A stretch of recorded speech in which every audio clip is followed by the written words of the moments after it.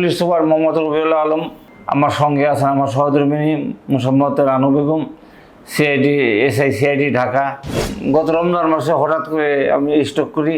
Stroke করার পর আমার বন্ধু খলিলুর রহমান ফিজিও সেবার সন্ধান নেয় এবং আমাকে বলে এখানে ভর্তি হওয়ার জন্য। আমি প্রায় পুলিশ হাসপাতালে 15 দিন ভর্তি থাকার পরে ডাক্তারের পরামর্শে আমি ফিজিও সেবায় 1 মাস চিকিৎসা নিই। 1 মাস চিকিৎসায় আমি এখন মোটামুটি ভালো সুস্থ, আমি হাঁটতে পারি, চলতে পারি, কথা বলতে পারি, খাইতে পারি এবং এখানে সবার সহযোগিতা পেয়েছি। সবার ভালো আন্তরিকতা ছিল এবং সবার হাসি খুশি মুখে এখানে আমি অসুস্থ হয়েছি।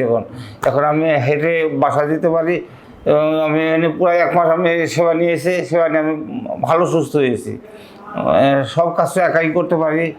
এখানে হেঁটে আমি বাসা দিতে পারি এবং বাসা থেকে হেঁটে আবার এখানে আসতে পারি, খাইতে পারি, ঘুমাইতে পারি, আমার কোনো সমস্যা নাই।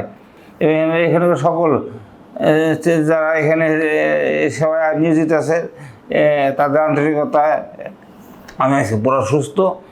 যারা এই চিকিৎসা আছে অসুস্থ আছে সবার এই সেবাটা নেওয়া উচিত, নিলে তাহলে ভালো হবে ইনশাল্লাহ। সবার আন্তরিক ধন্যবাদ।